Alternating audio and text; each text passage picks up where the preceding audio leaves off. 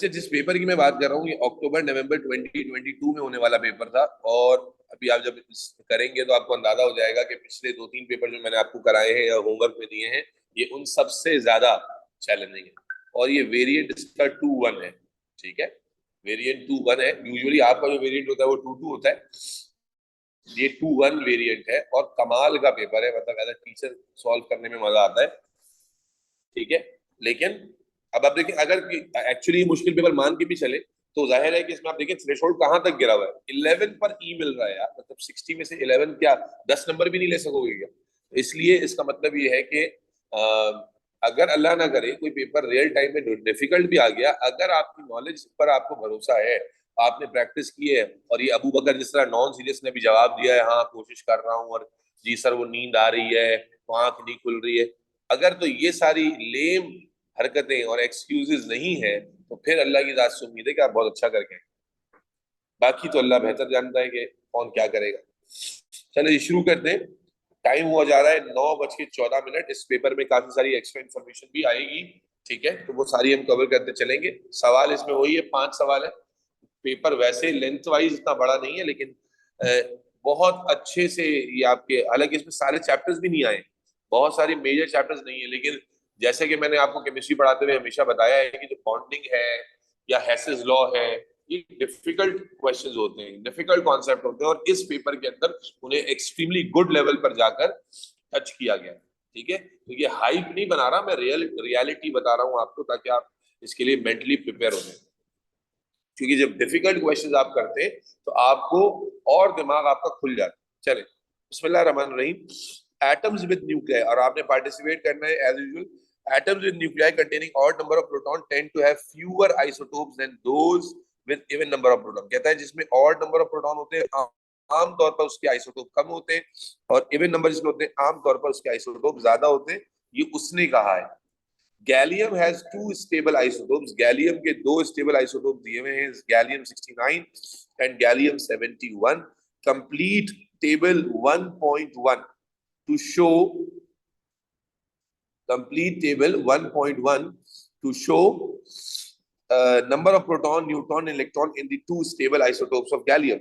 अब number of proton, इसके लिए आपको एटॉमिक मास ऊपर वाला दिया हुआ है, नीचे वाली वैल्यू चाहिए होगी, तो जल्दी से पीरियोडिक टेबल पे चलते हैं और अपनी वैल्यू को देखते हैं। गैलियम गैलियम गैलियम, ये आपको नजर आ रहा है गैलियम।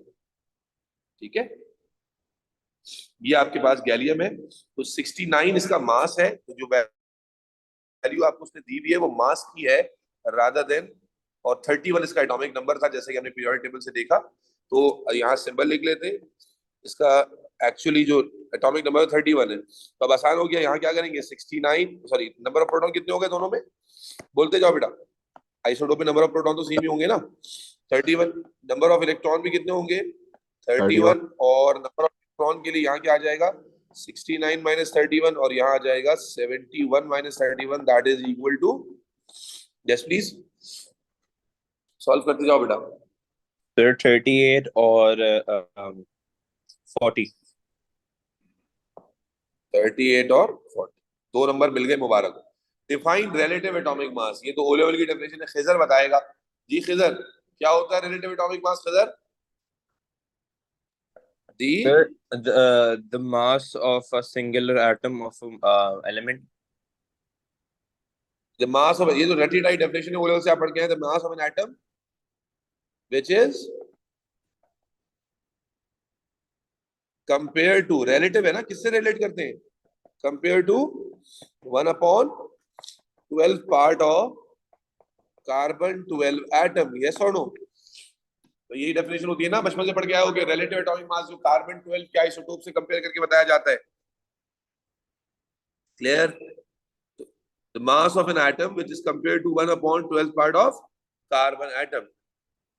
और इसको और बेहतर तरीके से लिख लेते हैं, द एवरेज एटॉमिक मास, और कौन सा एवरेज कहलाता है ये, weight average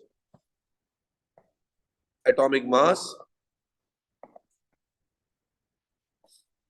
of an atom compared to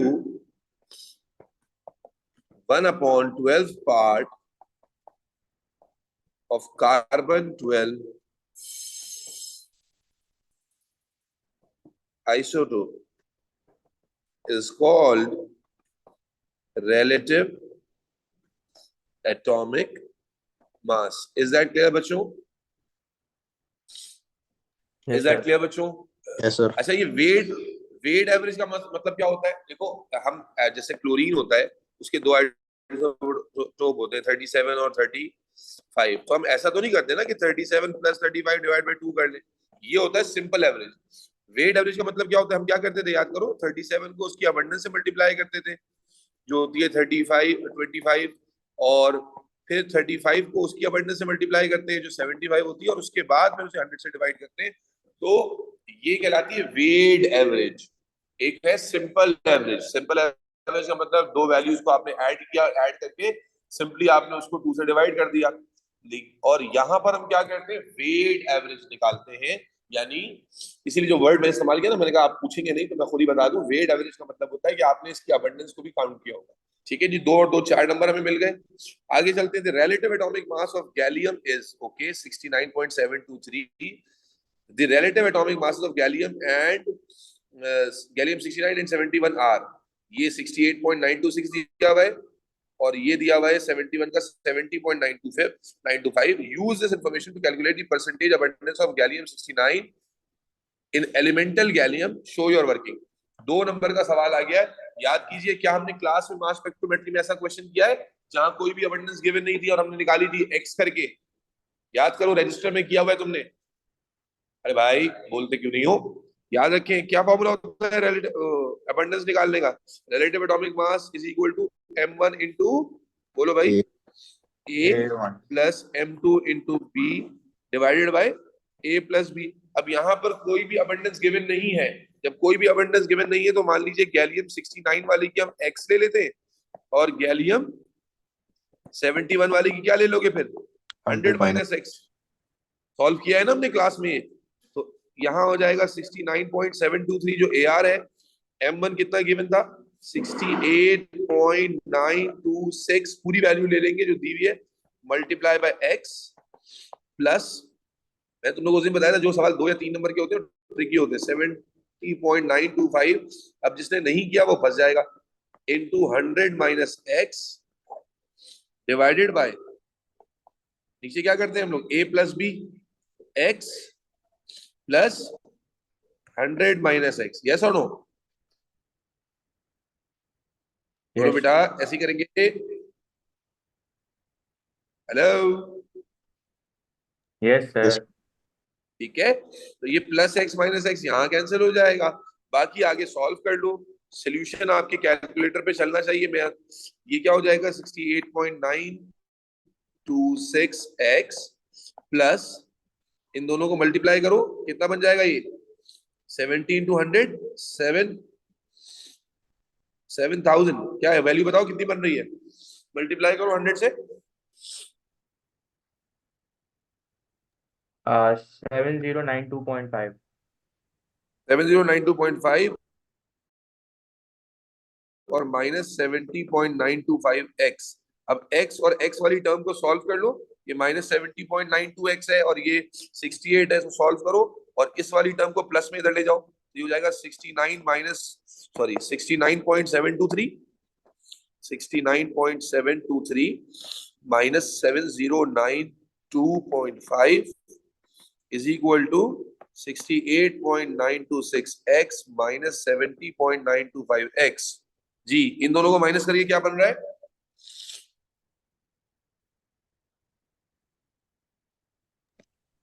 minus 7022.7 कितना आ रहा है? माइनस 7022.7 माइनस 7022.7 और यहां पर माइनस कीजिए, कितना आ रहा है?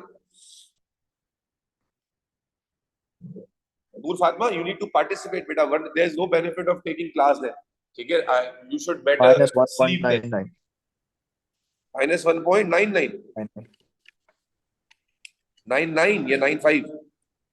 99 999. 99। अब माइनस से माइनस क्या हो जाएगा, कैंसिल हो जाएगा, ये 1.99 जाके उधर डिवाइड हो जाएगा, x निकल आएगा। तो करो उसको, 7022.7 डिवाइडेड बाय 1.99 कितना आ रहा है?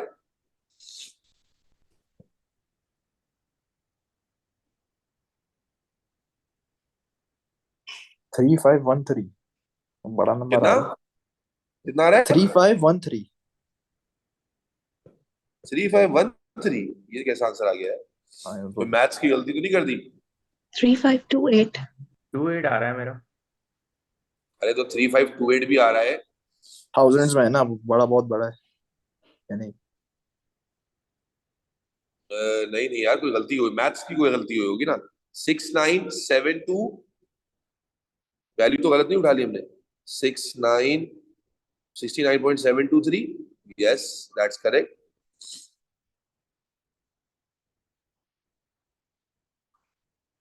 69.723, और ये क्या है? 100 माइनस 7092.5 भी ठीक है, 68.926 भी ठीक है,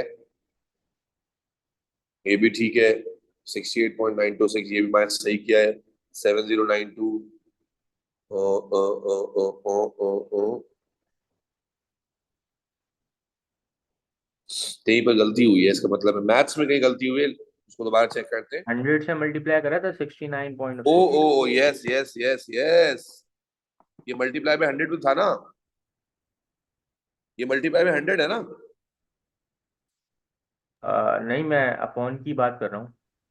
वो किसके अपॉन से? X वो वाले नीचे जो है ना डिनोमिनेटर में, उसको ओ भेज 100 खा गए हम, 100 खा गए, 100 खा गए। यस यस यस, हम ये वाला 100 खा गए, वो मैथमेटिकल मिस्टेक। तो भाई ये 100 यहाँ पर मल्टीप्लाई हो रहा था, हम कहाँ खा गए इसको?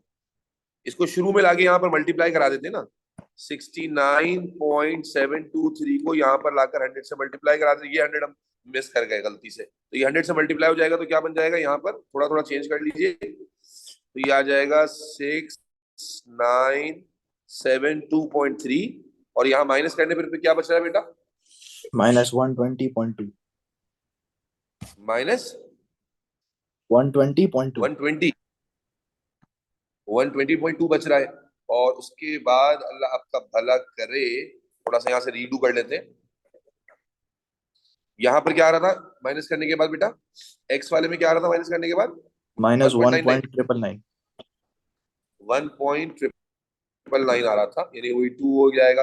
अब डिवाइड करो, माइनस से माइनस कैंसिल हो गया था, कितना आ रहा है? 62.13। 60.13. 60.13। ठीक है जी, करेक्ट हो गया। आपको गैलियम 69 वाली ही निकालनी थी, तो हमने गैलियम 69 वाले के लिए लिया हुआ था ना एक्स। गैलियम अगर 71 वाली भी निकालनी होती फिर क्या करते? 100 में से माइनस कर देते। Is that clear? तो हमारा आंसर क्या हो गया? 60.13%। इज दैट क्लियर बच्चे? Yes sir. Yes sir. ठीक है, आगे चलो।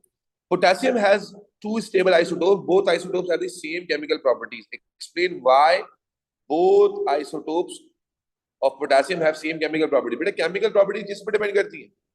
प्रोटॉन पे, इलेक्ट्रॉन पे, न्यूट्रॉन पे? Electron. तो आइसोटोप में इलेक्ट्रॉन सेम होते हैं डिफरेंट होते हैं? Same. Same. As both isotopes have same number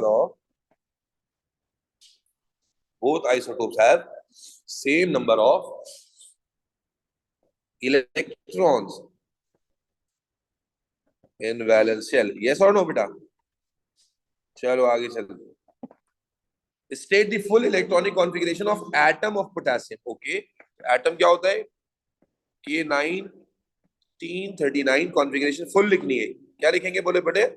1s2 2s2 2p6 3s2 3p6 and 4s1. Is that clear? Yes sir. Yes. Yes. Bilal भाई जाग जाएं तो अच्छा बेहतर हो जाएगा, अगर जाग जाएंगे थोड़ा सा बिलाल साहब। Okay sir. ठीक है जी, आगे चलते हैं बेटा। The first, second and third ionisation energies of potassium are 418 potassium की, फिर 3070 and 4600 respectively. Use this information to explain why potassium is group 1, 2 number है, भाई आपको पढ़ाया गया था आयोनाइजेशन एनर्जी में कि आपको कैसे पता चलता है कि कौन सा एलिमेंट कौन से ग्रुप का सक्सेसिव आयोनाइजेशन एनर्जी के डेटा से। हाँ भाई, कि जब आउटर शेल से इलेक्ट्रॉन रिमूव हो रहे होते हैं तो एनर्जी थोड़ी थोड़ी करके बढ़ती है। याद है, ionisation energy is amount of energy required to remove electron from gaseous atom.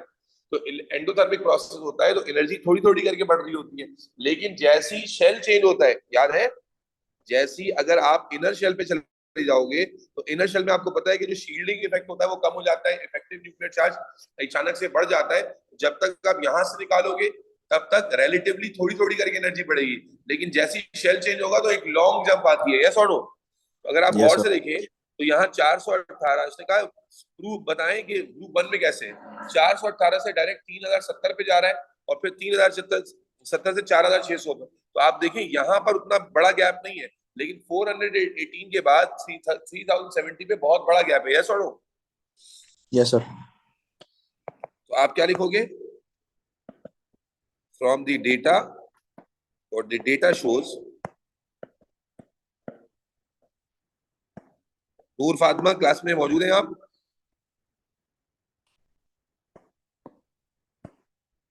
Noor? Yes, sir. हाँ बेटा, तो पार्टिसिपेट करना है भाई, ये तो पढ़ा हुआ है, सब कुछ पढ़ रहे हैं ना हम लोग। आप जितना आप बढ़ चढ़ के बताओगे उतना आपको कॉन्फिडेंस मिलेगा। Long jump from 418 first ionisation to 3070 second ionization,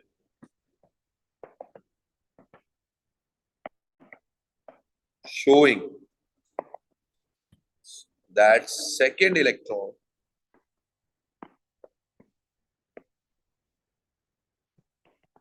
is removed from inner shell। कैसे लिखते हैं आप कि भाई लॉन्ग जंप से पता चला inner shell, thus outer shell contain only one electron।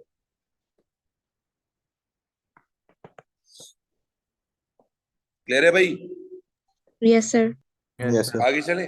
एक सवाल हमारा पूरा हो गया, 10 मार्क का हमारा सवाल कंप्लीट हो गया। चलें, तो आप देखें पहले ही सवाल में आप देखें कि मास स्पेक्ट्रोमेट्री में जो अबंडेंस का था वो एक यूजुअली बहुत, मैंने पास पर तुम लोगों को क्लास में ये वाला सवाल करा तो दिया था जिसमें अबंडेंस होती ही नहीं है, लेकिन उस वक्त भी करते हुए जिन बच्चों ने नहीं किया हुआ था वो अटक गए थे, 2-3 ने गलत भी किया था। तो आप देखें इसके पहले क्वेश्चन में एग्जामिनर ऐसा इंप्रेशन डालेगा, बच्चे की चीखें निकाल देगा, यार ये क्या चीज आ गई। तो किया हुआ होगा तो फिर डेफिनेटली आपको कम से कम इतना कॉन्फिडेंस होगा कि मैं कर लूंगा। चलो आगे चलते हैं। Question number 2। क्वेश्चन नंबर 2 जो है मुझे लग रहा है कि इनऑर्गेनिक से आ गया है। हाँ जी, इनऑर्गेनिक से आ गया ये। चले देखते हैं। Magnesium shows typical, magnesium show reactions typical of group 2 metal. Group 2 दिमाग में दोहरा लें, ग्रुप 2 सॉल्युबिलिटी, थर्मल डिकम्पोजिशन, ठीक है, ये कॉन्सेप्ट थे आपने ग्रुप 2 में पढ़े थे।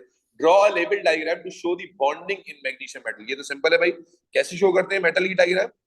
बोलो भाई, मेटल की डायग्राम कैसे शो करते हैं? आप लेयर अरेंजमेंट में पॉजिटिव एटम्स शो करते हैं और सी ऑफ इलेक्ट्रॉन्स। एक नंबर आपका मिलेगा, और सराउंडेड बाय होते हैं बेटा Delocalized electron. Large number of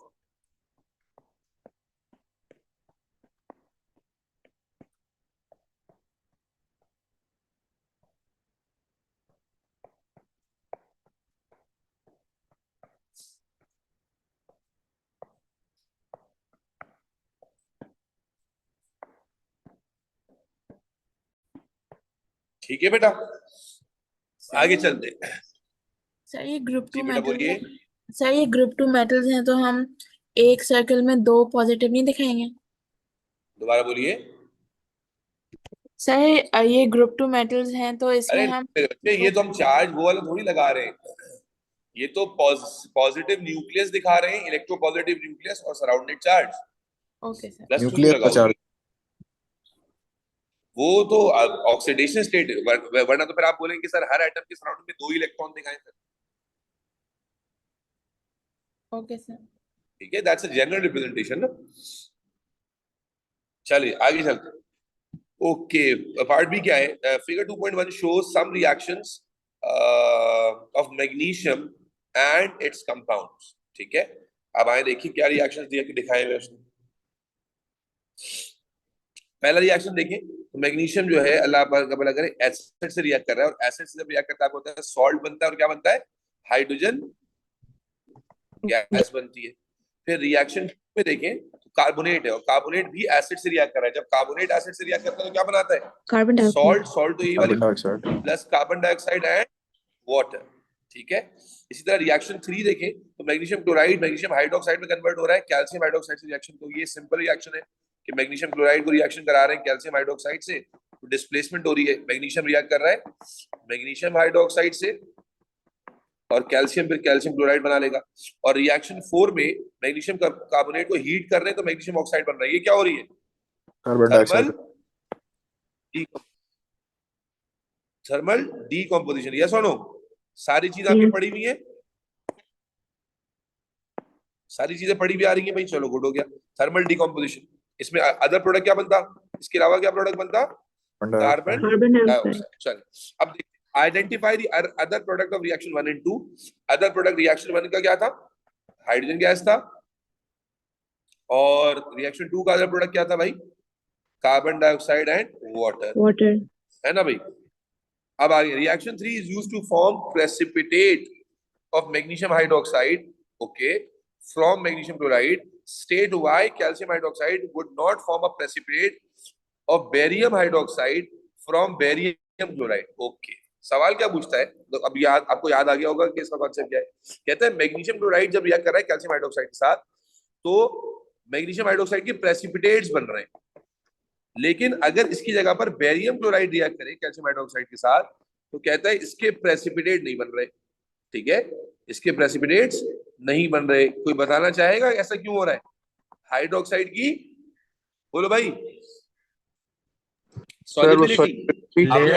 hydroxide की सॉल्युबिलिटी बढ़ी है ना बेटा, डाउन द ग्रुप क्या होती है, इंक्रीज, और कार्बोनेट और सल्फेट की क्या होती है, डाउन। नहीं बेटा, रिएक्टिविटी थोड़ी है, डाउन द ग्रुप जो है वो डाउन द ग्रुप सॉल्युबिलिटी क्या होती है, हाइड्रोक्साइड्स की बढ़ती है, बाकी सल्फेट और कार्बोनेट की क्या होती है, कम होती है, नाइट्रेट्स की भी बढ़ती है, सॉल्युबिलिटी बढ़ती है। अब जब सॉल्युबिलिटी बढ़ रही है, मैग्नीशियम तो क्या आता है, टॉप पे आता है ना बेटा, और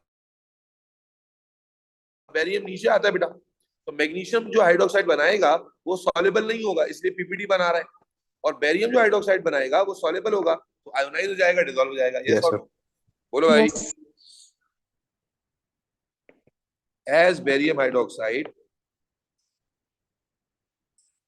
comes lower down in group 2 and therefore is more soluble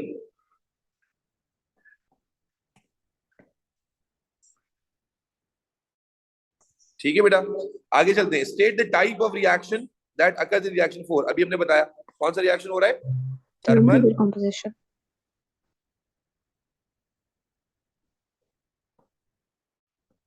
बेटा अच्छे से समझ आ रहा है सबको, ये नहीं आ रहा, ये रीजन समझ आ गया रिएक्शन पार्ट 2 वाला, रैयान। Yes sir. हाइड्रोक्साइड से अबू बकर, हाइड्रोक्साइड की सॉल्युबिलिटी से अच्छे से रिलेट हो जाता है सर। वो ऑक्साइड लेयर वाला कौन सा वो था, तो एल्यूमिनियम था ना बेटा, वो तो एल्यूमिनियम में होता है, एल्यूमिनियम में ऑक्साइड लेयर, और किसी रिएक्टिव मेटल में भी हो सकता है। इसको ऑक्साइड से कैसे लिंक करोगे, ये तो वो है ना मेरे बच्चे, हाइड्रोक्साइड का सॉल्युबिलिटी वाला कहानी है ना बेटा। यस और नो, यस सर। अच्छा एक मिनट रुक जाओ जरा, मैं ग्रुप पे जरा एक अल्टीमेटम डाल रहा हूँ बच्चों के लिए।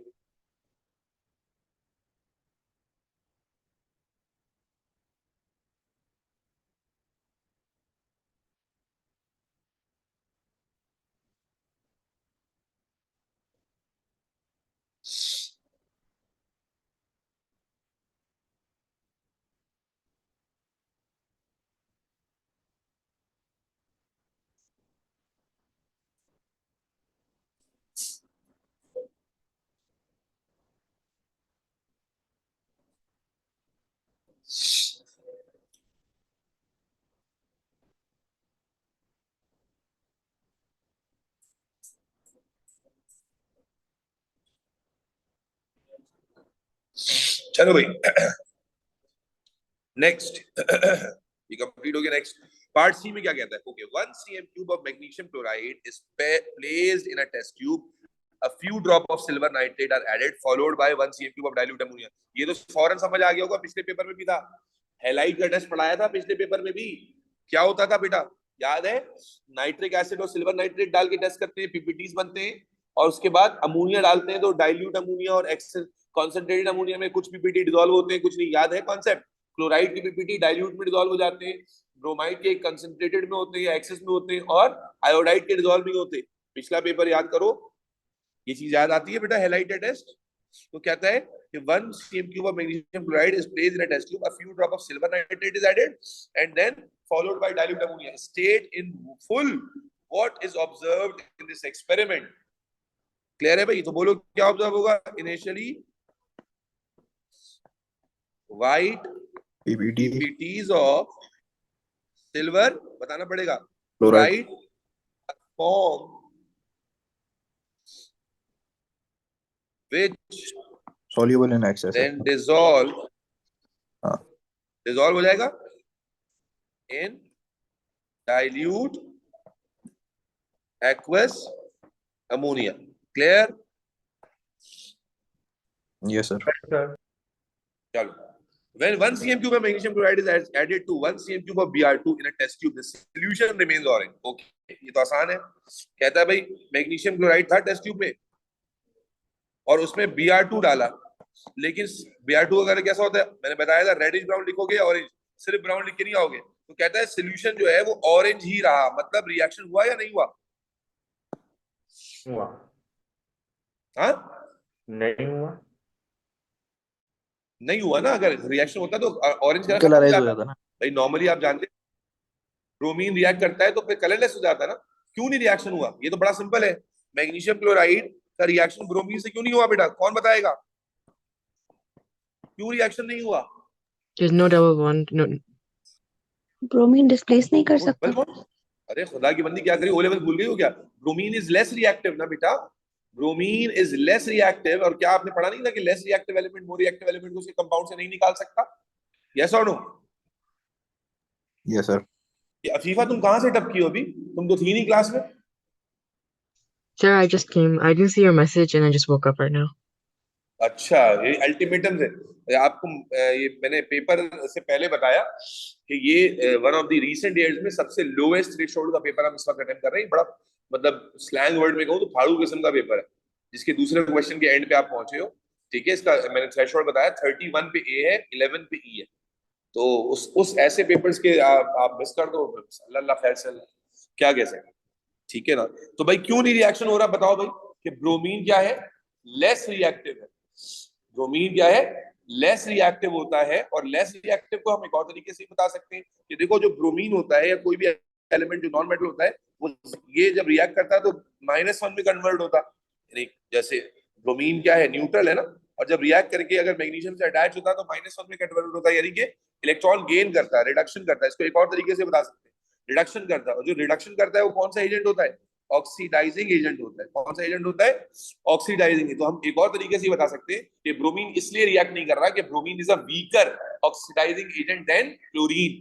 Bromine is a weaker oxidising agent than chlorine. ये वाला पैटर्न भी समझो। तो एक तरीके से लिखोगे, आप कहोगे bromine is less reactive than chlorine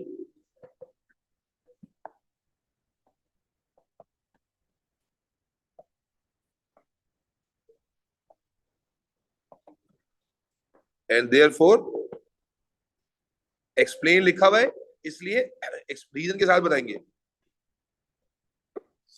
cannot displace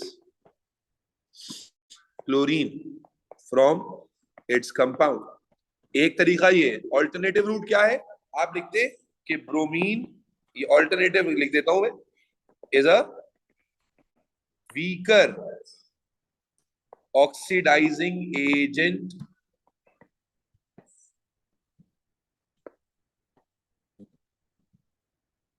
ओहो देन क्लोरीन। बच्चे क्लियर है? बच्चे समझ आता है भाई? क्वेश्चन नंबर 2 भी हमारा अल्हम्दुलिल्लाह कंप्लीट हो गया। और भले से बच्चों ने 31 मार्क्स मुश्किल से लिए हो, लेकिन हमारे यहाँ पर पिछला क्वेश्चन था 10 मार्क का, और ये 19 आउट ऑफ 19 के लिए हमने अटेम्प्ट किया इस पेपर को। यस और नो? ये Yes. समझ आते हैं सारे पार्ट? और क्या कोई ऐसा पार्ट है अब तक जो आपने नहीं पढ़ा हुआ? ये सारा आपने तो पढ़ा हुआ है ना भाई? यस और no? Yes sir. Yes sir. चलो आगे चलते। अच्छा, some of the common chlorides of period 3 element are shown. Okay, ये पीरियड 3 के कुछ एलिमेंट्स हैं जिनके कॉमन क्लोराइड्स शो किए गए हैं। अच्छा, पीरियोडिसिटी का आपका सेशन बाकी है अभी। एक पीरियोडिसिटी में जनरल ट्रेंड्स वगैरह थे, तो वो एंड के लिए बचा दिया था मैंने, बहरहाल रह गया, ईद के बाद कराने का इरादा था, तो इंशाल्लाह इसी वीक में उसको करेंगे और कंप्लीट कर लेंगे। तो ये सवाल पीरियोडिसिटी से रिलेटेड है, तो जितना हो सकता है मैं आपको समझा देता हूँ, कोई मसला नहीं है। और हो सकता है कि आप ज्यादातर बच्चे स्कूल वाले तो आसानी से आपने स्कूल में पढ़ा होगा, रिलेट भी कर लेंगे, और जो नहीं भी समझ पाए लॉजिक में आपको समझा दूंगा, रट्टा ना लगाना पड़े। कहते हैं from the list identify all the chlorides that have giant ionic lattice. हाँ भाई, जाइंट आयोनिक स्ट्रक्चर किसका होता है? Ionic compound. NaCl and sodium GSO2. Chloride क्या होता है? आयोनिक। मैग्नीशियम क्लोराइड क्या होता है? आयोनिक। एल्यूमिनियम क्लोराइड आयोनिक होता है, कोवेलेंट होता है? Covalent. Ionic. Covalent. It's covalent. आप याद करें, बॉन्डिंग में Al2Cl6 नहीं पढ़ा आपने? Al2Cl6 या AlCl3 का जो डाइमर होता है, कोवेलेंट बनाते थे, आयोनिक बनाते थे? अफीफा क्या हो गया, नींद में हो गया आज? अभी अफीफा याद आया? AlCl3 Yes sir. यूं कर स्ट्रक्चर बनाते थे, यूं करके। ये आयोनिक था, कोवेलेंट था? Covalent. कोवेलेंट था। तो यहाँ पर बच्चा गलती क्या करेगा, क्योंकि देखो उसने लिखा है ऑल दी क्लोराइड लिखे, तो जो अफीफा जैसे नींद में होंगे वो Al को भी शामिल, भाई सिलिकॉन तो शामिल कोई भी नहीं करेगा, जो गधा होगा वही करेगा, ये तो आयोनिक में कोई शामिल नहीं करेगा, लेकिन एल्यूमिनियम को शामिल कर लेगा। इसलिए आप देखो एग्जामिनर की चालाकी, उसने कहा ऑल दी क्लोराइड लिखे, ये नहीं एनीवन। एनीवन में तो बच जाते आप। हाँ, अगर एल्यूमिनियम का ऑक्साइड होता तो फिर आप कहते आयोनिक, लेकिन एल्यूमिनियम की क्लोराइड में आप जानते हैं कि इसमें कोवेलेंट कैरेक्टर डोमिनेट करता है, और इसलिए कोवेलेंट, और फिर ये डाइमर बनाता था जिसमें ये डेटिव बॉन्डिंग करता है। तो इसलिए कौन कौन सी क्लोराइड आ जाएंगे बेटा? NaCl भी आ जाएगा, MgCl2 भी आ जाएगा, और यही दो आएंगे बस, AlCl3 नहीं आएगा। Is that clear? Yes sir. Yes sir. All the chloride that react vigorously with water to form strongly acidic solution। भाई एसिडिक सॉल्यूशन कौन बनाता है? क्या आयोनिक कंपाउंड से एसिडिक सॉल्यूशन बनता है? अगर आप थोड़ा सा याद करें ट्रेंड, पीरियोडिक टेबल का ट्रेंड क्या होता है? पीरियोडिक टेबल शुरू होता है बेस की साइड से, यहां लिख देते हैं, पीरियोडिक टेबल रन करता है from basic side to acidic side, ठीक है ना? तो इसका मतलब ये हो गया, इसका मतलब ये हो गया कि भाई ये जो शुरू में मेटल्स हैं, ये तो एसिडिक ऑक्साइड्स या एसिडिक सॉल्यूशंस नहीं बनाएंगे। तो एसिडिक सॉल्यूशंस प्राइमरीली कौन बनाएगा? जो नॉन मेटल्स हैं। कौन कौन से? SiCl4, PCl5।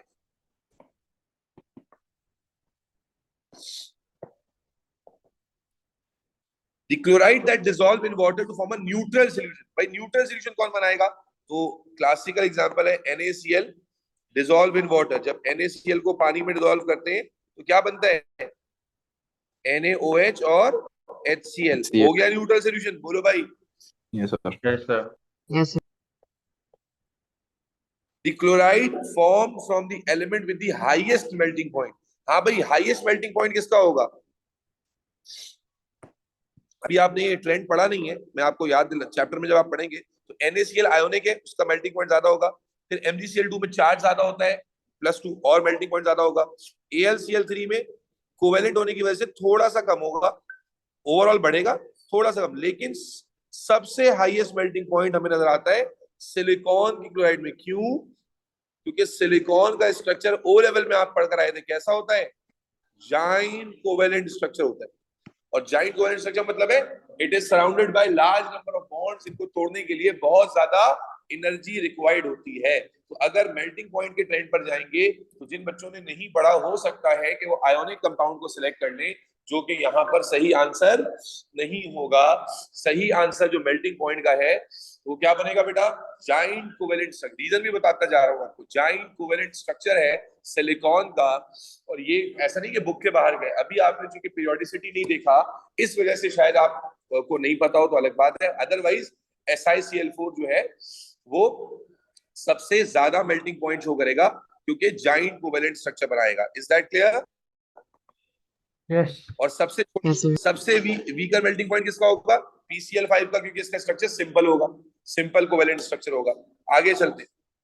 NaCl is one of the products of the reaction of chlorine gas and cold sodium hydroxide। याद है मैंने बताया था दो रिएक्शन है अलीज़ तुम्हारे सिलेबस में, एक क्लोरीन का कोल्ड NaOH से 15 डिग्री पर और एक क्लोरीन का NaOH से 75 डिग्री पर, और दोनों डिस्प्रोपोर्शनेशन रिएक्शन की एग्जांपल है, यानी इसमें ऑक्सीडेशन रिडक्शन साइमल्टेनियसली होती थी, यस और नो? तो अगर आपको याद हो तो कोल्ड वाले में रिएक्शन का प्रोडक्ट क्या बनते थे बेटा, याद है? NaClO. येलो NaClO बनता है और NaCl बनता है और H2O बनता है, और H2O. हॉट वाले में इसकी जगह क्या आ जाता है? NaClO3, यस और नो? Yes. तो ये NaClO एंड वाटर आप बता देंगे identify. Okay, PCl5 reacts with alcohol. Okay, क्या PCl5 का रिएक्शन अल्कोहल से पढ़ा है हमने? To form chloroalkane. अब इनऑर्गेनिक में अचानक से ऑर्गेनिक आ गई है, भाई बताओ, PCl5 का रिएक्शन नहीं पढ़ा हमने? Yes, sir. हेलो अल्कीन की याद करो, PCl3 PCl5 तो एक ही जगह आया था। गरीब अमीर की कहानी याद है? एक कंपाउंड Yes. गरीब है, एक कंपाउंड अमीर है, किसी को याद आए तो बताओ, मैं रिएक्शन रिवाइज कर देता हूँ। आप करते थे CH3 CH2 OH, PCl3 और PCl5 के रिएक्शन में बच्चे कंफ्यूज हो जाते हैं। मैं बताता था, क्या बताता था? PCl3 गरीब है, इसको प्रोडक्ट बनाने के लिए मदद चाहिए होगी किसकी? नंबर 3 की, और PCl5 को कोई मदद नहीं चाहिए होगी। और जब फिर PCl3 गरीब है, इसके प्रोडक्ट कम होंगे, PCl5 के प्रोडक्ट ज्यादा होंगे। तो क्या प्रोडक्ट होंगे? जब ये 3 मॉलिक्यूल ले लिए तो ये सब्स्टिट्यूशन होती थी, क्लोरीन जाके यहाँ सब्स्टिट्यूशन करता था, CH3 CH2Cl के 3 मॉलिक्यूल बनेंगे, और फिर 3 H बचे, 3 O बचे और एक P बचा, क्या बनाता था? H3PO3। हाउएवर जब आप PCl5 से करते थे कोई बैलेंसिंग नहीं होती थी, तो इसका मतलब एक Cl रिप्लेस होगा, CH3 CH2Cl। अब यहाँ पर क्या बचा पीछे? एक H और एक और Cl मिलकर क्या बना लेंगे? HCl। फिर क्या बचता था? PO और 3 Cl, POCl3। याद आता है? पूरा रिएक्शन रिवाइज कर दिया हमने, ऑर्गेनिक में पढ़ा हुआ है। Yes Afifa, Noor Fatima, Yes, sir. Kayan. Yes, sir. अब ये क्या कहता है? Identify the type. कौन सा टाइप ऑफ रिएक्शन है बेटा? क्लोरीन रिप्लेस कर रहा है OH को, क्या कहलाएगा ये? Substitution. न्यूक्लियोफिलिक। पूरा देखो बेटा, न्यूक्लियोफिलिक सब्स्टिट्यूशन, न्यूक्लियोफिलिक सब्स्टिट्यूशन। फिर उसके बाद कहता है draw the structure of the organic product form in the reaction of an excess PCl5 with butane 1,3-diol। अच्छा भाई, ब्यूटेन 1,3-डायोल बना के नहीं दिया आपने, खुद बनाना। क्या होगा ब्यूटेन 1,3-डायोल? 1 2 3 4 कार्बन, 1 2 3 4, ब्यूटेन 1,3-डायोल। 1,3-डायोल का मतलब 1 पे भी OH और 3 पर भी OH। Is that clear? ये हमारा। अब जब रिएक्शन में PCl5 के एक्सेस से कराऊंगा तो क्या होगा? ये वाला क्लोरीन भी रिप्लेस होगा, ये वाला क्लोरीन भी रिप्लेस होगा, सिर्फ ऑर्गेनिक प्रोडक्ट बनाना है जी। जब दोनों क्लोरीन रिप्लेस होंगे तो यहाँ पर Cl आ जाएगा, यहाँ भी Cl आ जाएगा, यस और नो? Yes sir. बस, तो प्रोडक्ट क्या बनेगा? इसने मेंशन तो नहीं किया कि डिस्प्लेड फॉर्मूला बनाना है, हम डायरेक्टली शो कर सकते हैं। CH2 यहां पर आ जाएगा Cl, फिर CH2 CHCl CH3। Is that clear? आवाज तो Yes, yes. हाँ बेटा, क्लियर? Yes Yes. जी अली से। सर चल। इसमें अगर हम डिस्प्लेड फॉर्मूला बनाएंगे तो गलत होगा? हाँ नहीं, वो भी सही होगा, मेंशन नहीं है इसलिए हमने स्ट्रक्चर बना दिया बस। आप डिस्प्लेड बना लें, पूरा खोल के बना लें। Okay sir. सर एक दफा चल। वो पेज दिखा देंगे, स्क्रीनशॉट लेना है प्लीज। क्या?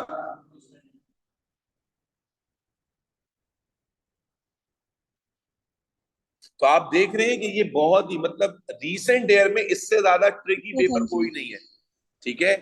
इसलिए अगर आप खुद, आप में से शायद अभी तक अफीफा तुमने सॉल्व किया था इसको, पेपर को अभी तक ये वाले No, sir. नहीं किया था ना? तो अब ये देखो ढूंढ ढूंढ के हम लेकर आ रहे हैं थ्रेशोल्ड देख देख कर, और उसमें अगर आप नींद सोते रहे तो काम खराब हो जाएगा ना, ठीक है। और मैंने क्या बताया, मुझे खुशी हुई लास्ट ईयर जब ये पेपर बच्चे देकर आए थे, तो अल्लाह का शुक्र, अल्लाह का करम है कि हमारे बच्चों का पेपर अच्छा ही हुआ था, क्योंकि आप देखें ये सारी चीजें आपने पढ़ी हुई हैं और जिस तरह से उसने तोड़ मड़ोड़ के पूछी है आपने उसको वैसे ही तोड़ मड़ोड़ के पढ़ा हुआ है। अब अगर एक बच्चे ने इस तरह पढ़ा ना हो फिर मसला है उसके लिए। चले, इस पेपर को कराने की ना एक बड़ी वजह ये वाला सवाल भी है। ये सवाल बहुत ही बार, मैंने एग्जामिनर रिपोर्ट देखी है, ये पार्ट डी ज्यादातर बच्चे सही कर ही नहीं पाए, ठीक है। पूरा जो पार्ट डी है ना, ये पूरा सॉल्व, ये ज्यादातर बच्चों ने आंसर मैक्सिमम, मुझे अभी याद नहीं आ रहा, कल परसों मैंने इसकी एग्जामिनर रिपोर्ट पढ़ी थी, तो मेरे ख्याल है मोर देन 50% जो स्टूडेंट्स है वो इस पार्ट को आंसर ही नहीं कर पाए, और यानी सही आंसर नहीं कर पाए। और मैक्सिमम मार्क जो पार्ट डी है पूरा यहाँ तक, ये चीखें निकल गई बच्चों की। तो देखते हैं क्या है भाई इसमें। सल्फर S8, अच्छा यहाँ पर जो सल्फर उसने बताया हुआ है S8 है, react with chlorine to form several different chloride, the most common chloride are S2Cl2, SCl2 and SCl2, sorry, S2Cl2 and SCl2. SCl2 forms when sulfur react with excess of chlorine, और दो reaction आपको दिए हुए, S8 दिया हुआ है, S8 का reaction chlorine से हो रहा है, S2Cl2 बन रहा है, और फिर S2Cl2 को क्लोरीन से फर्दर रिएक्ट करा रहे हैं तो SCl2 बन रहा है, ठीक है। और इनकी इंथैल्पी ऑफ रिएक्शन दी, ठीक हो गया।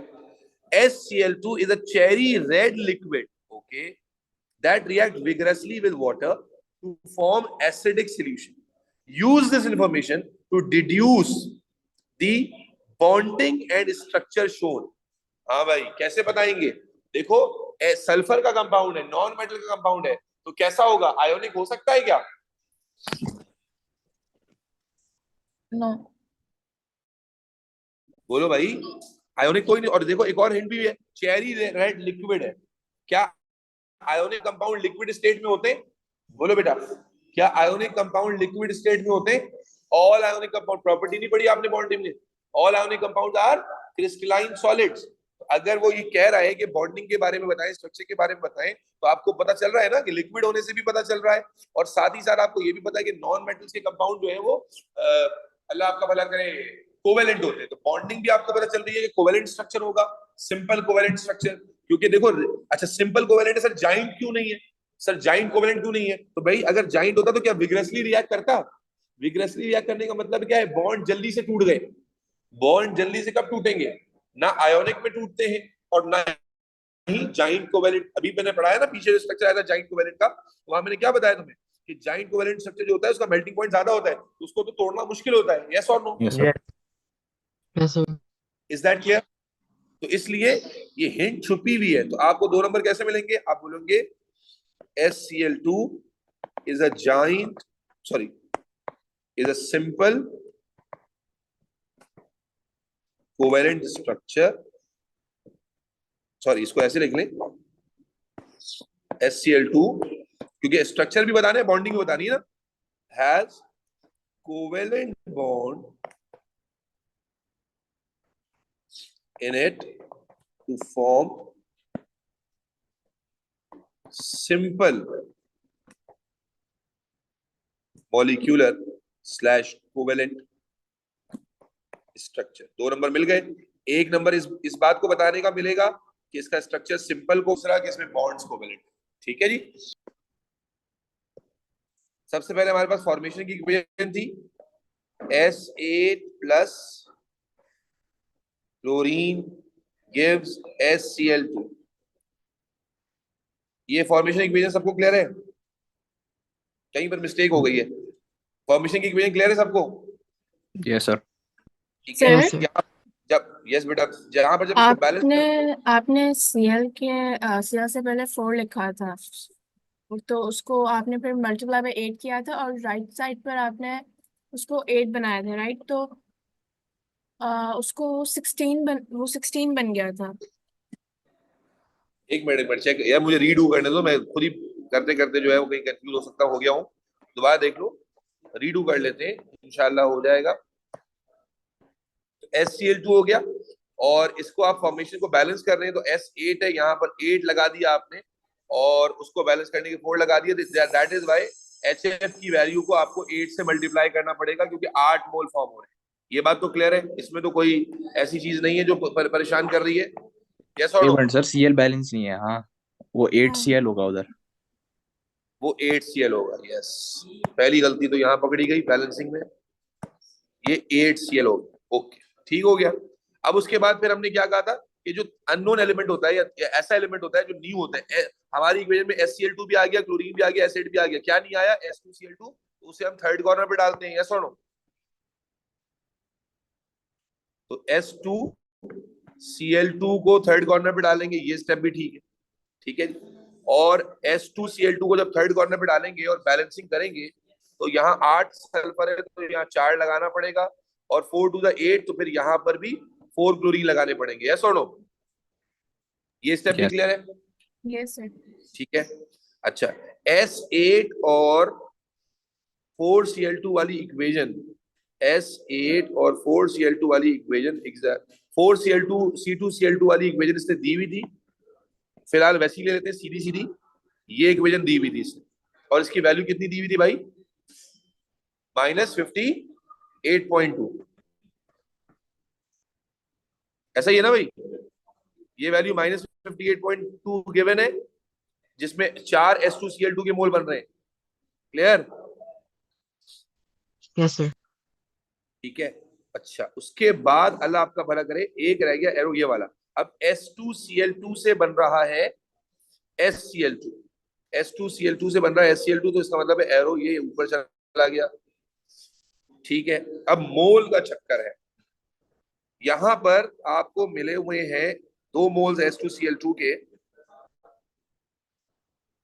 और यहां बन रहे हैं 8 मोल्स। 2 मोल्स बन रहे हैं और यहां बन रहे हैं 8 मोल्स। ओके, ठीक है जी।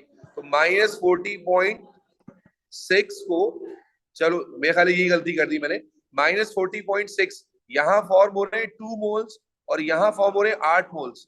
तो 8 मोल की वैल्यू बनाने के लिए ये वैल्यू 2 मोल्स के हिसाब से दी हुई है, तो 8 मोल के लिए इसको किससे मल्टीप्लाई करना पड़ेगा?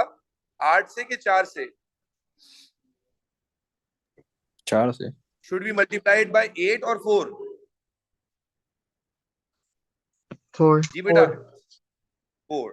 अब करके देखते हैं, लेट्स सी के आंसर सही बनता है नहीं बनता। मैंने इसको दोबारा रीडू किया, दोबारा समझा देता हूँ। अप्रोच तो चेंज नहीं की, ठीक है, पता नहीं पहले क्या गलती कर रहा था मैं। तो यहाँ पर फॉर्मेशन की इक्वेशन आ गई, मल्टीप्लाई बाय 8 की लॉजिक सबको क्लियर है? अलीजे, रवाहा? जी सर। ठीक है। अच्छा, एक चीज तो ये हो गई। दूसरी चीज अल्लाह भला करे हमारे पास आ गई, ये S2Cl2 जो हम थर्ड कॉर्नर पे रखते हैं, और 4 मोल फॉर्म हो रहे तो इसकी वैल्यू को एज इट इज लिख दिया। इसके 8 मोल फॉर्म हो रहे हैं तो 40.6 मल्टीप्लाई बाय 4 कर दिया, ताकि वैल्यू 8 मोल के हिसाब से बन जाए। ठीक है जी। चलें अब देखते हैं कि क्या करना है। अब बताएं डायरेक्ट रूट कौन सा बनेगा बेटा? This is the direct route and this is the indirect route. ऐसा ही है? डायरेक्ट इनडायरेक्ट रूट कौन सा बनेगा भाई? ये वाला डायरेक्ट हो, सॉरी, ये वाला डायरेक्ट बन जाएगा, ये वाला इनडायरेक्ट बन जाएगा। यस और नो? Yes sir. तो आपके पास इक्वेशन क्या बनेगी बेटा? बोले HF into 8 is equal to -58.2 plus -40.6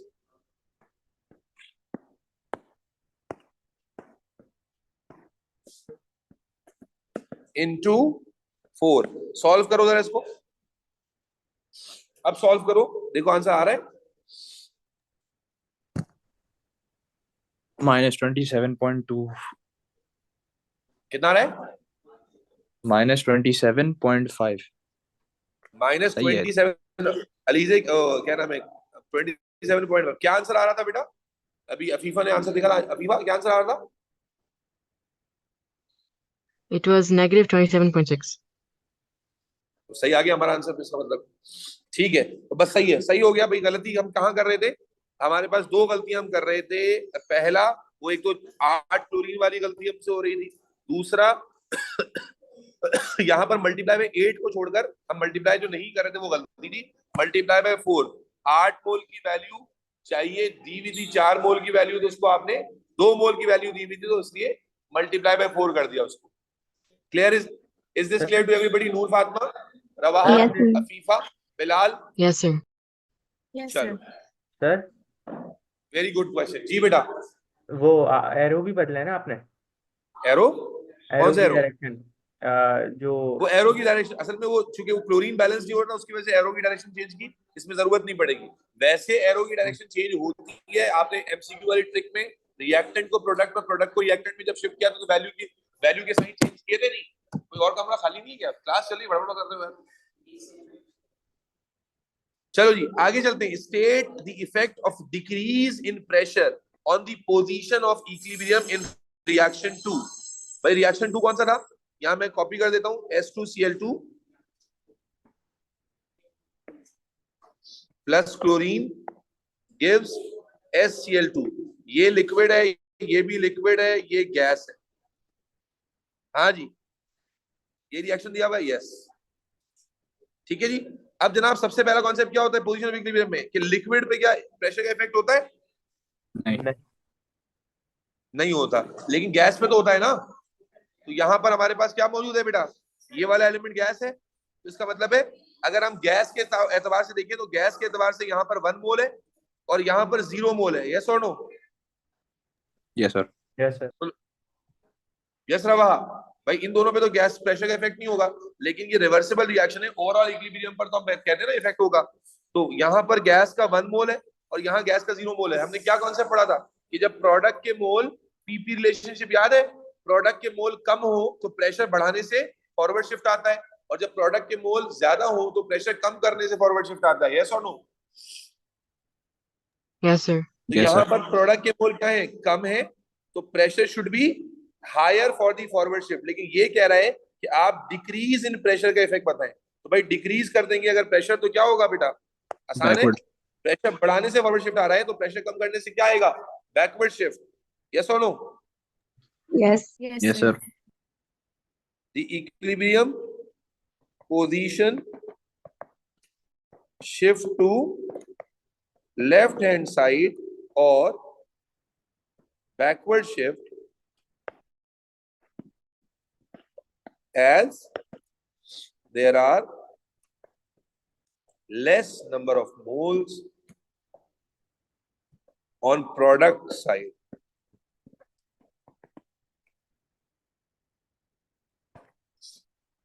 ठीक है, आप बजाय देखें तो आपको 2 नजर आ रहा है, लेकिन ये चूंकि लिक्विड है तो इसके मोल्स आप काउंट नहीं करेंगे, गैस के रेफरेंस में भी देखेंगे। Is that clear? Bilal, Noor Fatima, Afifa, Rayan, everybody else? Yes, sir. Yes, sir. Yes, sir. अब ऑर्गेनिक का टच इसी में कंटिन्यू हो रहा है। Figure 3.1 shows the 2 structural isomers of S2Cl2. ओके, आइसोमर शो किए में। Define the term structural isomer. जी, स्ट्रक्चरल आइसोमर क्या होता है बेटा? यस प्लीज, स्ट्रक्चरल आइसोमर क्या होता है? Same molecular formula but different structure formula. Same molecular formula but different. Very good, same molecular formula but different structural formula. Okay, suggest the value for the ClSS bond angle. Okay, ये वाला bond angle बताना होगा इन isomer 1। ये तो आसान है, bond angle बहुत दिन बाद आया, काफी दिन से आ नहीं रहा था। यहां पर बताना है एस बॉन्ड एंगल, ये वाला बॉन्ड एंगल बताना है। तो भाई सल्फर कौन से ग्रुप का होता है? ग्रुप 6 का। तो टोटल 6. इलेक्ट्रॉन कितने होंगे? 6 इलेक्ट्रॉन। 2 बॉन्ड बना रहा है सिंगल, तो बाकी 4 क्या बन जाएंगे? 2 लोन पेयर। यस और नो? अब जब 2 बॉन्ड पेयर और 2 लोन पेयर हो, हाँ भाई, जब 2 बॉन्ड पेयर, 4 वाला केस बन गया, 2 बॉन्ड पेयर है, 2 लोन 104. पेयर है, तो बेस एंगल कितना होता था? 109.5, और इसमें पे 2.5 माइनस करेंगे तो कितना बनेगा? 104.5 डिग्रीज। यस और no? Yes. Is this correct? हमारे पास एंगल कितना आ गया? 104.5 डिग्रीज। एक्सप्लेनेशन क्या होगा?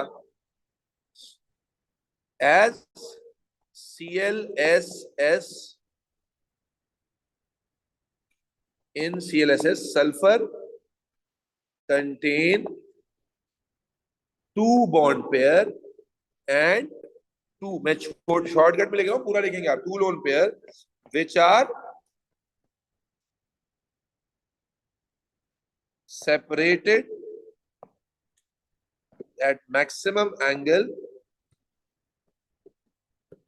of 104.5 डिग्री। शेप कौन सी होती है इसमें? एंगुलर। एंगुलर या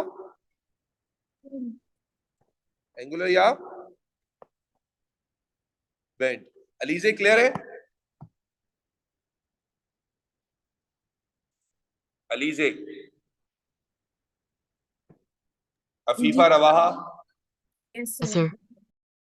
बिलाल, नूर फातिमा, ये तो सिंपल था ना सवाल, इसमें कोई मसला नहीं किसी को। No, sir. लेकिन चल, draw dot and cross diagram to show the bonding structure in isomer 2, show outer shell electrons, okay only। outer shell 2 number का डायग्राम है, आइसोमर 2 का बनाना है, पहले इसको यहां बना लेते, जो देख के ही बनाना होता है, कोई मसला ही नहीं है इसमें। तो ये दिया हुआ है इसने, ठीक है, बड़ा आसान है भाई। सल्फर के आप देखें, सल्फर के पास आप दिखा लें, सबसे पहले सल्फर का आइटम बना लें, ठीक है, सेंटर में सल्फर लाजमी लेबल करना है न्यूक्लियस को, और इसके ऊपर भी दूसरा सल्फर है, तो लगभग सेम ही साइज का बनाएंगे, ठीक है जी। ये दूसरा सल्फर है, और इनके दरमियान कौन सी बॉन्डिंग हुई हुई है? हाँ भाई, डबल बॉन्डिंग है, तो यहां पर Yes, sir. डॉट क्रॉस और डॉट क्रॉस, डबल बॉन्ड आ गया। उसके बाद यहाँ साइड से कौन ओवरलैप कर रहा है भाई, बोलो ना, भूखे बने हुए हो, क्लोरीन। कौन ओवरलैप कर रहा है? क्लोरीन। और याद रखिए, क्लोरीन का साइज सल्फर से छोटा होता है। कैसे पता चला छोटा होता है? सेम पीरियड में आते हैं ना, तो साइज देखने में थोड़ा सा छोटा लगना चाहिए। क्लियर? कंपास से बनाना। अब यहां पर सिंगल बॉन्ड बन रहा है, तो एक डॉट और एक क्रॉस आ जाएगा, बस। उसके बाद सल्फर ग्रुप 6 का होता है, तो अगर आप देखें, इस वाले सल्फर ने 4 इलेक्ट्रॉन यूज कर लिए, तो उसका मतलब है इसके पास एक पेयर बचा हुआ होगा। इसने 2 बॉन्ड बनाए ऊपर वाले सल्फर ने, उसके पास 4 इलेक्ट्रॉन बचे हुए होंगे, यस और नो? और क्लोरीन भाई साहब जो हैं, उन्होंने एक ही बॉन्ड बनाया है, तो उनके पास जो है वो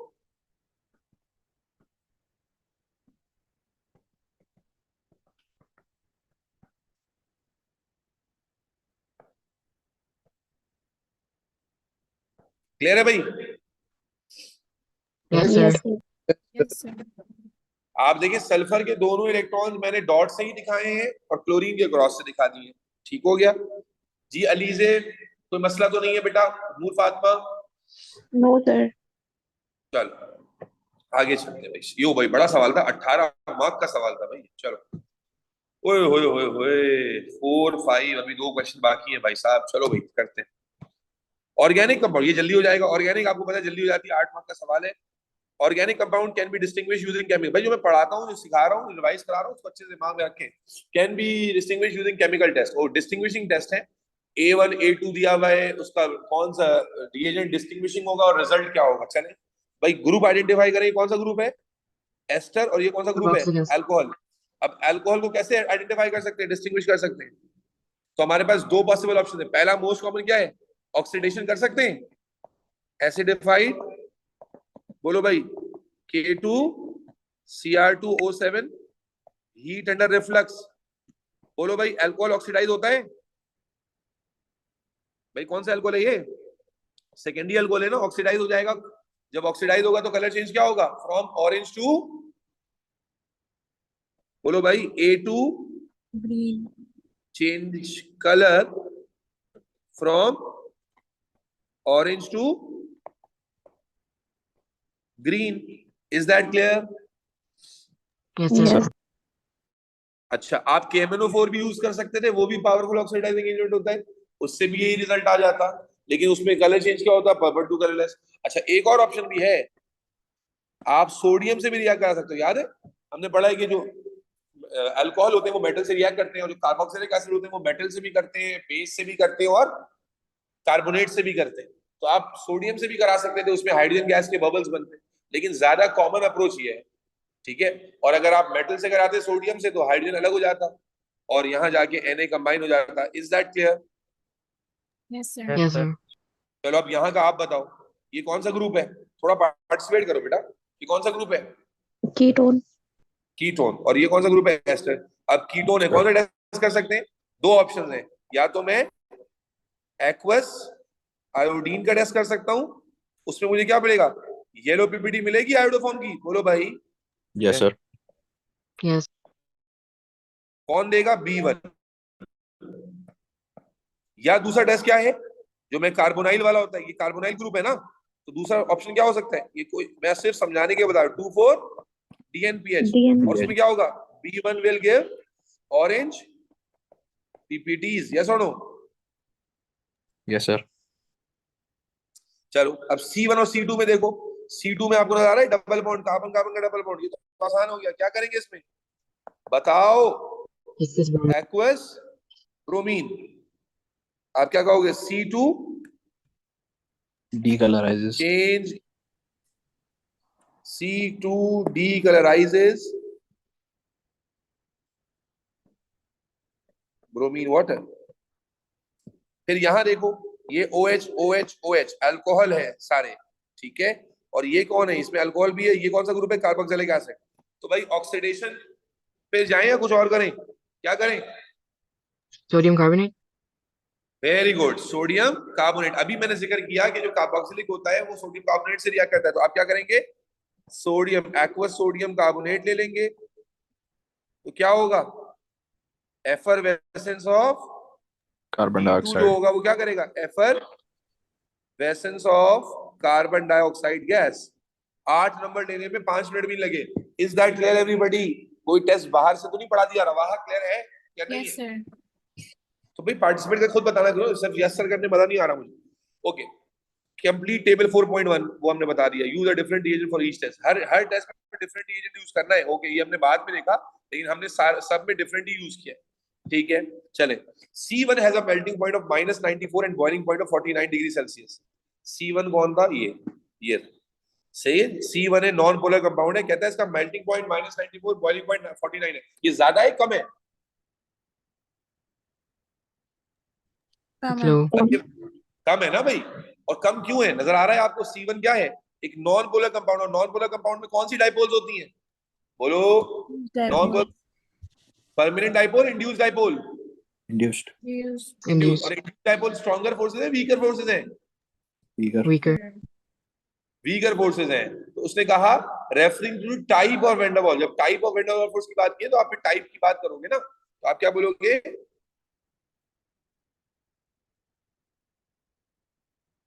week by referring to van der Waals forces, weak, अरे पेन को क्या हो गया मेरे, weak, yes, induce dipole forces exist between C1 molecules which are easily broken down and account for low melting and boiling point. Is that clear, beta? Yes, sir. Yes, sir.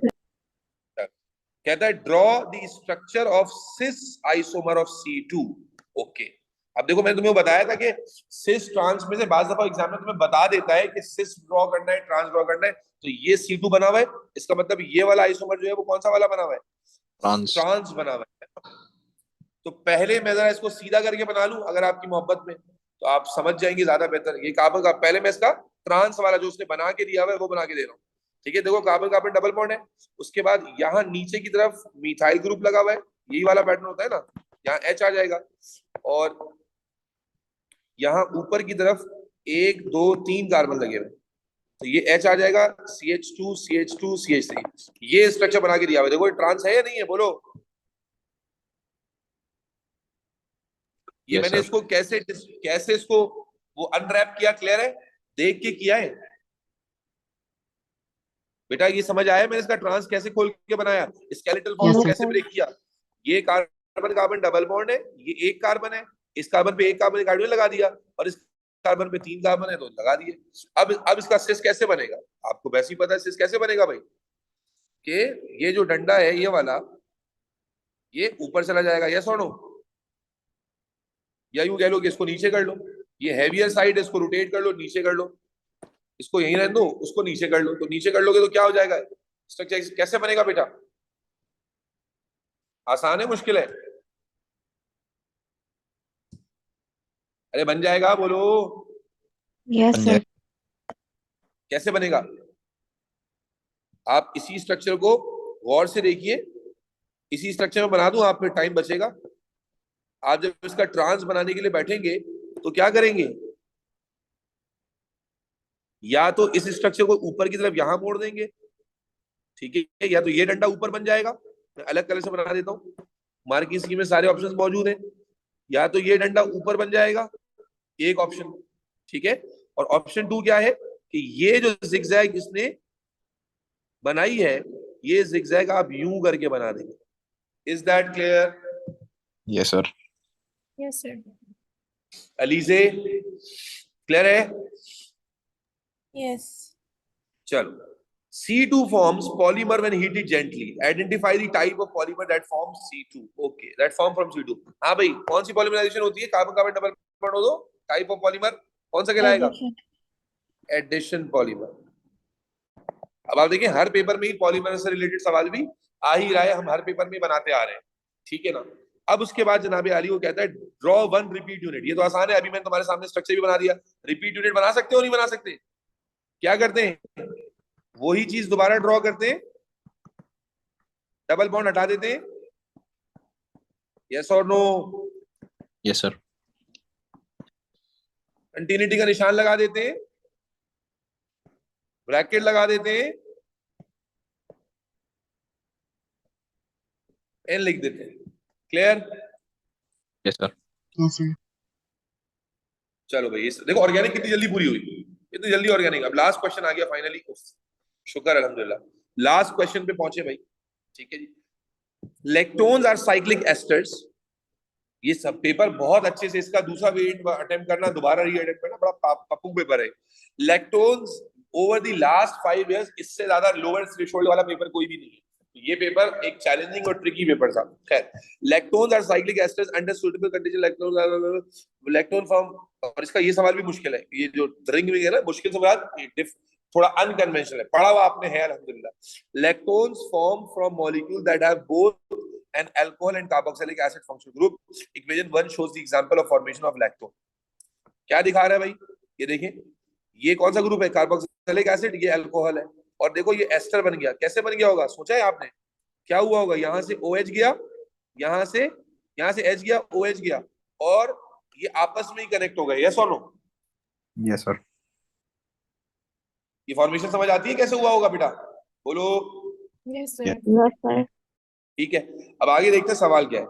Figure 5.1 shows the synthesis of lactone P from compound M। अच्छा जी, compound M given है, double bond है इसके अंदर, hot acidified केमिनोफोर।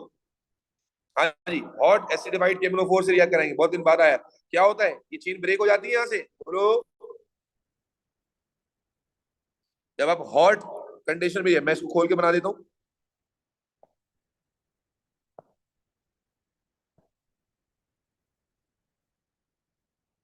भाई chain break करने का concept पढ़ा था हमने कि कार्बन कार्बन डबल बॉन्ड में चेन ब्रेक होती है हॉट केमिनोफोर में। और देखो ये वाला कार्बन कौन सा वाला कार्बन है, ये वाला कार्बन कौन सा वाला कार्बन है, CH वाला। तो क्या ये कार्बोक्सिलिक में कन्वर्ट हो जाएगा, बोलो। और ये वाला कौन सा कार्बन है, देखो इसने एक कार्बन इधर, एक कार्बन इधर, एक इधर, तो ये C वाला कार्बन, C वाला कार्बन किस में कन्वर्ट हो जाता है? CO। भाई ये बात समझते हो नहीं समझते हो? भाई कंपाउंड sir. ब्रेक होता है या नहीं होता, ये बात याद है या भूल गए हो? Yes sir. कंपाउंड ब्रेक हो जाता है। जब कंपाउंड ब्रेक होगा तो यहाँ पर अगर मैं कार्बन, चलो बना तुम लोगों को समझाने के लिए आखिरी, कंपाउंड ब्रेक कहाँ से हुआ, क्लियर है सबको? अब यहाँ पर मैं दिखा देता हूँ कि ये कार्बन है, और यहाँ वाला कार्बन इस पर CH3 अटैच था ऑलरेडी, ये किस में कन्वर्ट होगा, कीटोन में। तो ये कुछ ऐसा स्ट्रक्चर बनेगा। यस और नो? Yes sir. ये क्लियर है सबको? Yes, sir. Yes, sir. मुझे सेटिस्फैक्टरी जवाब मिलना चाहिए। भाई क्या ये हमने पढ़ा है हॉट, मजा नहीं आ रहा। हॉट वाली कंडीशन में डबल बॉन्ड जहां होता है वहां पर से चेन ब्रेक हो जाती है और 2 प्रोडक्ट बनते हैं। लेकिन यहाँ जो कि रिंग कंपाउंड है, इसलिए उसका एक टर्मिनल कार्बोक्सिलिक में कन्वर्ट हुआ कार्बोक्सिलिक में क्यों कन्वर्ट हुआ? क्योंकि ये CH वाला कार्बन था और ये C वाला कार्बन था, इसलिए ये कीटोन में कन्वर्ट हुआ। Is that clear? Yes, Yes, sir. sir. तो Yes, उसके कहता है draw the structure of N, वो तो N ही बनाने के लिए बोल रहा है इसने, ठीक है। M reacts with hot concentration to form N, draw the structure of N, और N का वो देखो क्या नाम है इसका, मॉलिक्यूलर फार्मूला भी दिया हुआ है, तो मॉलिक्यूलर फार्मूला आप देख लेंगे तो बात समझ आ जाएगी। स्ट्रक्चर खोल के बना दें क्योंकि इसने कोई लिमिटेशन नहीं दी है, तो आप इसको यूं बना सकते हैं, COOH CH2 CH2 CH2 CO CH3। अब आप देखिए मॉलिक्यूलर फार्मूला फिट बैठ रहा है, 1 2 3 4 5 कार्बन, 1 2 3 ऑक्सीजन और उसके बाद 10 हाइड्रोजन, तो बिल्कुल ठीक है। इज दैट क्लियर बच्चे? समझ आता है या नहीं आता? Yes, sir. Sir. उसके बाद कहते हैं N is reduced by NaBH4 to form 5 hydroxy hexanoic acid in reaction 2। अब M के साथ क्या हो रहा है? रिडक्शन कर रहे हैं। अच्छा यार एक चीज और यहाँ बता दूं, याद रखो बेटा, जो NaBH4 होता है, आपके दो रिड्यूसिंग एजेंट, एक NaBH4 है और एक कौन होता है बेटा? LiAlH4। यस और नो? Yes, sir. याद रखना जो LiAlH4 है ये ज्यादा पावरफुल होता है, जबकि NaBH4 वीक होता है। ये मुझे अभी याद नहीं आ रहा किसी पास पेपर में इस कंसेप्ट, ये जो वीक होने की वजह से ये कीटोन और एल्डिहाइड को तो रिड्यूस कर सकता है लेकिन कार्बोक्सिलिक एसिड को रिड्यूस नहीं कर सकता। Please note it down. इस पेपर में तो इसका इस्तेमाल नहीं है, लेकिन वैसे ये बात याद रखना है, शायद मैंने रिड्यूसिंग एजेंट पढ़ाते हुए बताई थी ये बात, और अगर नहीं बताई थी तो अब याद रखिएगा कि जो NaBH4 और LiAlH4 होते हैं दोनों रिड्यूसिंग एजेंट होते हैं, लेकिन बुक में ये चीज क्लियरली मेंशन नहीं है जिसमें बच्चा कंफ्यूज हो जाता है। तो LiAlH4 जो है वो ज्यादा स्ट्रॉन्ग होता है, वो कार्बोक्सिलिक एसिड, एल्डिहाइड, कीटोन सबको रिड्यूस कर सकता है, जबकि जो NaBH4 होता है वो एल्डिहाइड, कीटोन और को तो रिड्यूस कर सकता है लेकिन कार्बोक्सिलिक एसिड को रिड्यूस नहीं कर सकता। Is that clear? Yes, sir. Yes, ठीक है जी। तो यहाँ देखो NaBH4 आया है, तो NaBH4 आया, अब इसकी रिडक्शन हो रही है, N हमने बनाया हुआ है, तो उसका मतलब है क्या NaBH4 इसको रिड्यूस कर पाएगा?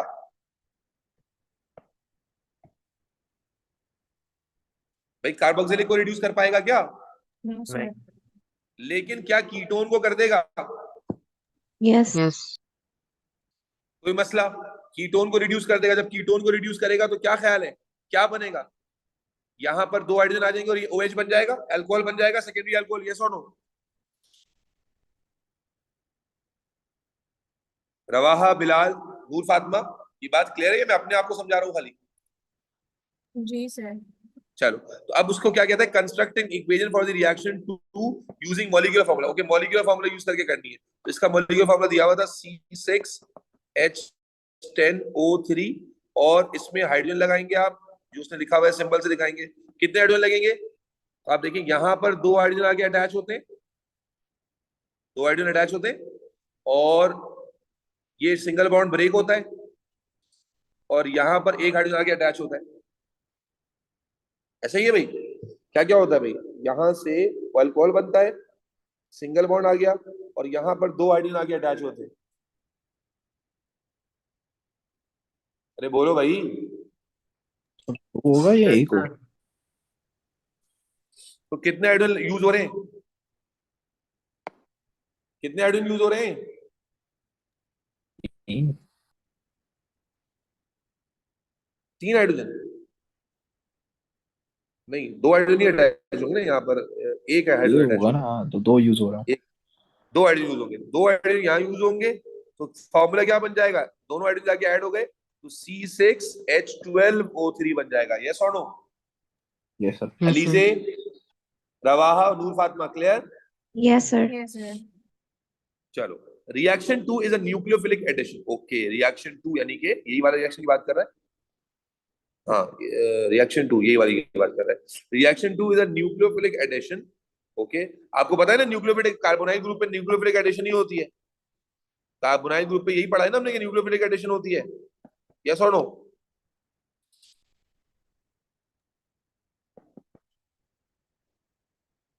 चलो, कहता है सजेस्ट व्हाई रिएक्शन 2 ओए ओए ओए Suggest why reaction 2 create a mixture of two organic compound.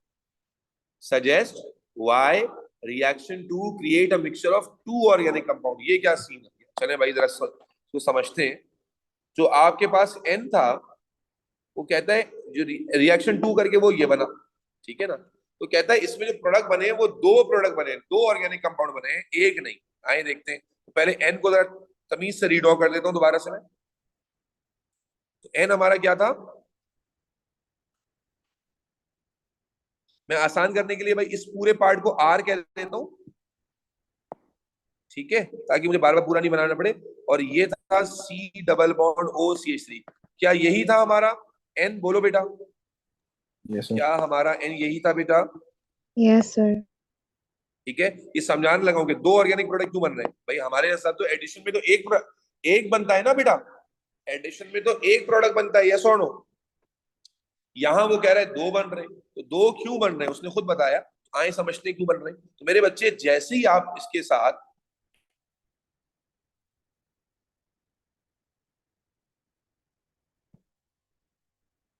ये न्यूक्लियोफिलिक रिएक्शन हो रहा है, न्यूक्लियोफिलिक एडिशन होती है ना, कहां गया हमारा प्रोडक्ट? ये रहा।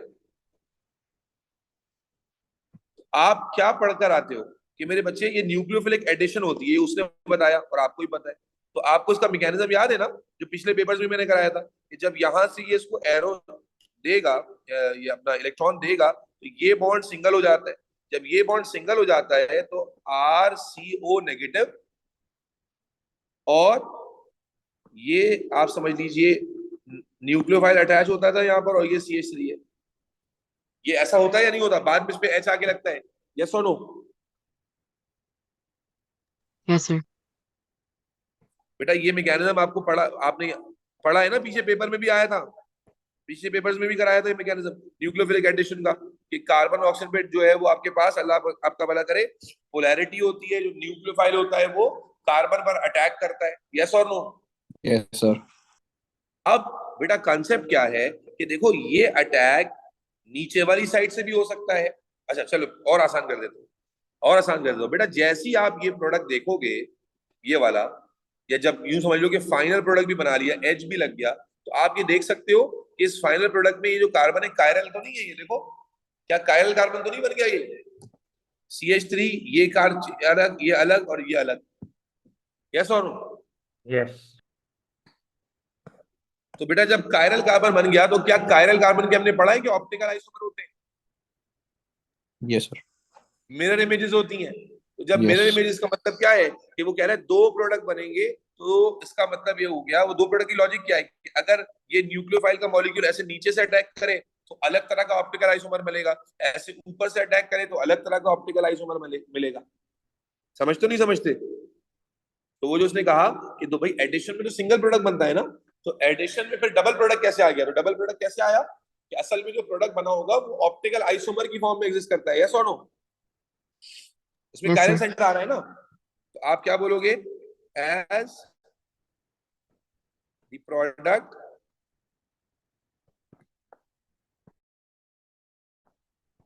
कंटेन कायरल सेंटर और कायरल कार्बन, therefore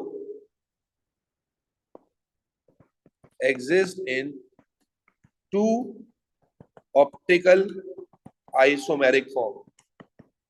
क्लियर भाई? न्यूक्लियोफिलिक एडिशन हुई, कायरल सेंटर प्रोड्यूस हुआ है, सबको समझ आ जाता है? ELISA Yes, sir. बिलाल, चलो सर ये ड्रॉ। आप कह रहे हैं कि ऊपर से अटैक करेगा, ये समझ नहीं आ रहा। अरे वो तो मैं समझाने के लिए कह दिया ना भाई, आप यूं करके दिखा दूं तो और बात समझ आ जाएगी। लॉजिक तो बेसिक क्लियर कर लो ना। अब इसको यूं यूं देख लो तो बात और समझ आ जाएगी।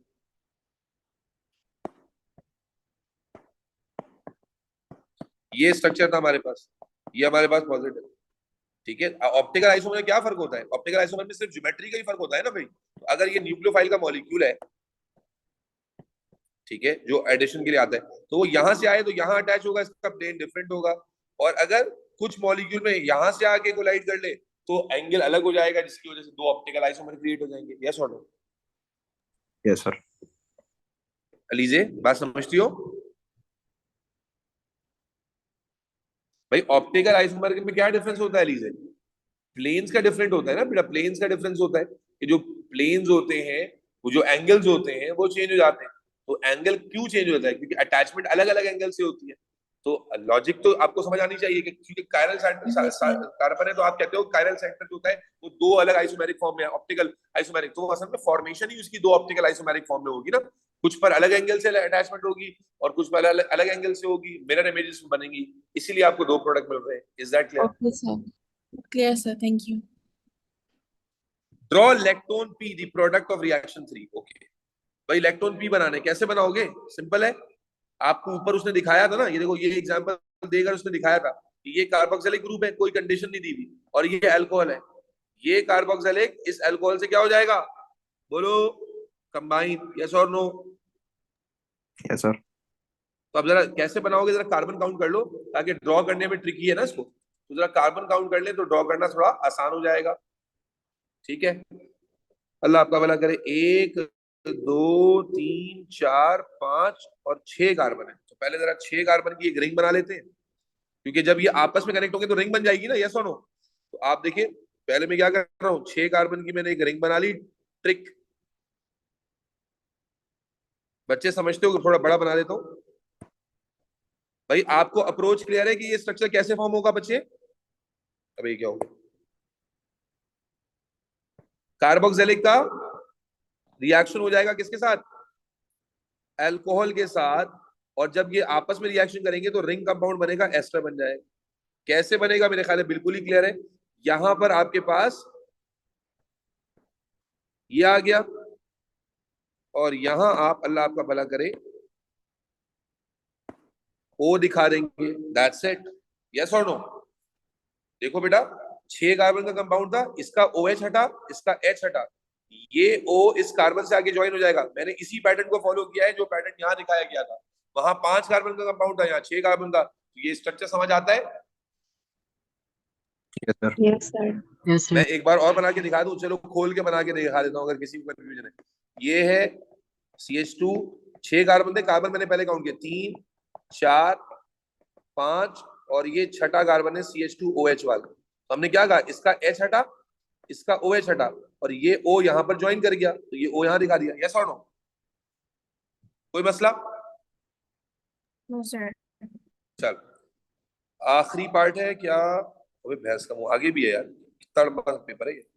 चलो भाई, आगे क्या कहता है? A student monitors the progress of reaction to using IR, infrared का सवाल भी आ गया भाई, भरपूर paper. IR table, use table 5.1 to suggest why it is difficult to distinguish between N and 5-hydroxy hexanoic acid using infrared spectroscopy. Okay, जो 5-हाइड्रोक्सी hexanoic acid था वो कहाँ था भाई? जो भी हमने बनाया शायद वही है क्या? ये 5-हाइड्रोक्सी हेक्सेनोइक एसिड कौन सा था? ये कहीं जिक्र किया था ना इस कंपाउंड का, ये कौन सा कंपाउंड था?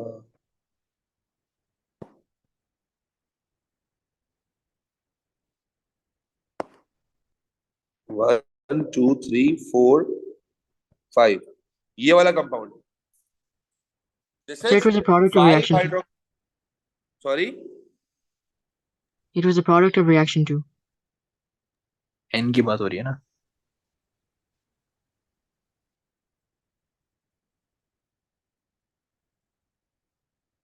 ये रहा, ये सॉरी, मैं वही कहूँ कि लिखा हुआ देखा हुआ देखा मैंने, फिर अभी कहाँ चला गया।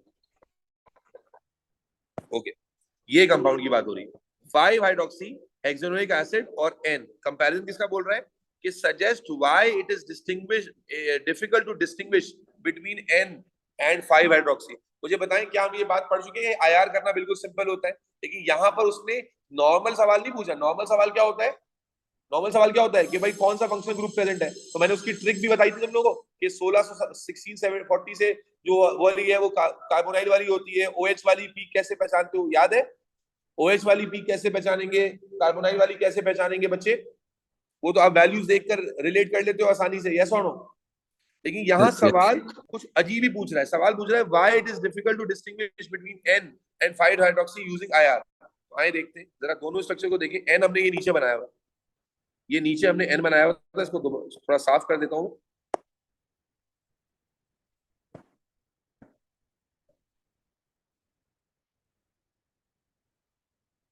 ये नीचे हमने बनाया हुआ था n। कहता है डिफिकल्ट क्यों है? ये n का स्ट्रक्चर है बेटा, गौर से देखो। और ये देखो, इसमें भी कार्बोक्सिलिक ग्रुप है, इसमें भी कार्बोक्सिलिक ग्रुप है। यस और नो? यानी इसमें भी, अच्छा कार्बोक्सिलिक की पीक आईआर में आपको पता है ना, कार्बोक्सिलिक की पीक टोटल नहीं आती, बल्कि कार्बोनाइल की पीक अलग आती है। तो देखो कार्बोनाइल ग्रुप जो है वो इसमें भी मौजूद है और इसमें भी मौजूद है। OH ग्रुप इसमें भी मौजूद है और इसमें भी मौजूद है, ये भी मौजूद है। यस और नो? सिर्फ जो डिफरेंशिएशन आ रहा है कि इसमें 2 कार्बोनाइल है और उसमें 1 कार्बोनाइल है। तो डिफिकल्ट होगा एनालाइज करना या नहीं होगा? क्योंकि जो आईआर स्पेक्ट्रम होगा उसमें पीक सारी ओवरलैप नहीं करेंगी। बोलो बेटा,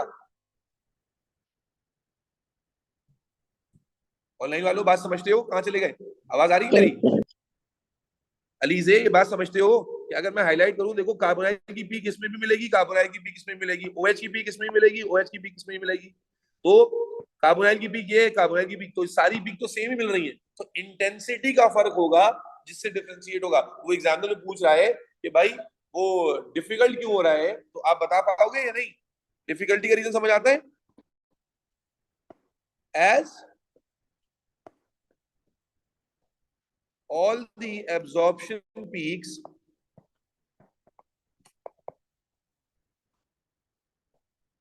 will be same due to presence of, क्यों सेम है भाई? Same type of groups CO and OH. Is that clear? Rawaha, Bilal, Alizeh, Rayan, Abu Bakr. Yes sir. ठीक है अलीजे, तुम्हें समझ आता है क्यों डिफिकल्ट था इसको एनालाइज करना बेटा? जी सर क्लियर है। चल आखिरी पार्ट आ गया finally. Okay, unknown lactone Q is analysed using mass spectrometry. अभी अननोन लैक्टोन आ गया Q, ठीक है, मास स्पेक्ट्रोमेट्री से इसको एनालाइज किया। इंफॉर्मेशन दिए हुए M दी हुई है, M+1 के कार्बन, ये कार्बन 13 की वजह से। यस और no? Yes sir. Use the data to deduce the structure of Q। Structure of Q बनाना है, शो योर वर्किंग। भाई सबसे पहले क्या करेंगे, जब दोनों के अबंडेंस दी हुई तो सबसे पहले आप नंबर ऑफ, बोलो भाई क्या निकाल लेंगे? Number of carbon. तो याद है इसका फॉर्मूला होता था नंबर ऑफ कार्बन का, क्या फॉर्मूला था बेटा?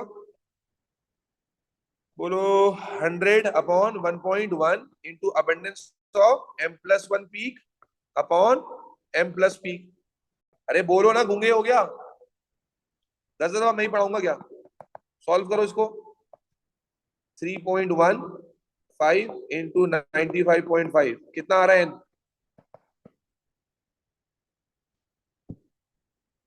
कितना आ रहा है भैया? 2.99। तो यानी 3 हो गया ना। तो इसका मतलब है हमारे कंपाउंड में कितने कार्बन है भाई? 3 कार्बन है। यस और no? Yes sir. Yes, sir. अब स्ट्रक्चर कैसे बनाए? तो देखो लैक्टोन है, पीछे कहीं जिक्र किया होता है लैक्टोन का। लैक्टोन क्या होता है? देखो जो लैक्टोन होते हैं ये सारे क्या होते हैं? एस्टर्स होते हैं। यस और नो? लैक्टोन क्या होते हैं? Cyclic asters. साइक्लिक एस्टर्स ये शुरू में लिखा हुआ था, तो बस 3 कार्बन का साइक्लिक एस्टर बना देंगे। तो सबसे पहले तो कार्बन कार्बन एस्टर ग्रुप बना लें, ठीक है। अब एस्टर ग्रुप CO हो गया, लाजमी बात है एक कार्बन यहां लगा होगा। यस और नो? तो तीसरा कार्बन कहां होगा? अगर साइक्लिक बनाना है तो तीसरा कार्बन कहां होगा? इन दोनों के दरमियान। अब आप फॉर्मूला भी चेक कर लें तो बात समझ आ जाएगी। यस और no? Yes sir. Yes, sir. ये समझे नहीं समझे? साइक्लिक भाई साइक्लिक एस्टर उसने बताया हुआ था ना हमने, तो हमने पहले 3 कार्बन का एस्टर 3 कार्बन का फाइंड आउट किया, उसके बाद यहाँ पर एस्टर ग्रुप बनाया, उसके बाद जाहिर है कि 3 कार्बन लगाने थे, हम तीनों यहाँ लगा देते तो इसकी वैलेंसी कैसे पूरी होती? और साइक्लिक भी नहीं बनता। साइक्लिक का मतलब है रिंग कब क्लोज होगी, तो एक कार्बन इससे जोड़ा, एक और दोनों को आपस में जोड़ दिया। रवाहा क्लियर? अलीजा क्लियर? बिलाल? जी sir. Yes, sir. That's it, paper खत्म हो गया अल्हम्दुलिल्लाह। ये बताओ कैसा लगा पेपर? कुछ डिफरेंट था या नहीं था?